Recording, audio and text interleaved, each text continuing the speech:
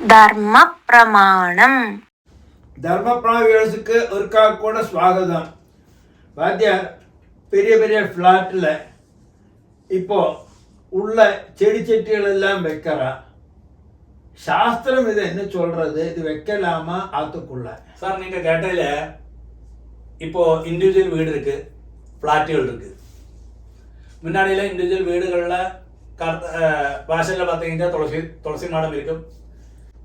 அப்படி ஆச்சாரங்கள் அப்படி நடக்கும். வாசப்படிச்சு கோலம் போடுவா, அந்த துளசிக்கு வெள்ளம் விடுவா, அப்படியெல்லாம் ஆச்சாரம் இருக்கு. இன்னைக்கு எல்லாரும் ஃப்ளாட்டுகளில் ஆயாச்சு, இல்லை நம்ம இண்டிவிஜுவல் கிரகத்துக்குள்ளே ஆயாச்சு. சில இடங்களில் துளசி மாடம் வைக்கப்பட்டுள்ளே. இண்டிவிஜுவல் வீடுகளுக்கு இப்படும் ப்ராப்ளம் இல்லை. ஆனால் சில வீட்டுக்குள்ள, அதாவது ஆத்துக்குள்ள எப்படியுமே சில விரக்ஷங்கள் வைக்கப்பாங்களேன்னு ஒரு விதை இருக்கு.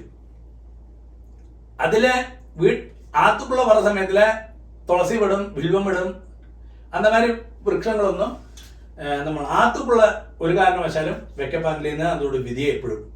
ഫ്ലാറ്റിലേക്ക് നമുക്ക് തുളസി വെക്കത്താമാണെന്ന് ചോദിക്കഴിഞ്ഞാൽ ഒരു കാരണം ചെയ്തത് ബാൽക്കണിയിൽ കൊണ്ട് വെക്കുന്നത്, ഇല്ലാതെ ഓപ്പൺ ടെറസിന് മേലെ കൊണ്ട് വെക്കുന്നത്, ഇല്ലാതെ അണ്ടർഗ്രൗണ്ടിൽ ഒരിടത്തിൽ നമ്മൾ ക്ലീനാ ഒരു പോർഷനെ മറിച്ചിട്ട് അങ്ങനെ തുളസി വെക്കുന്നത്.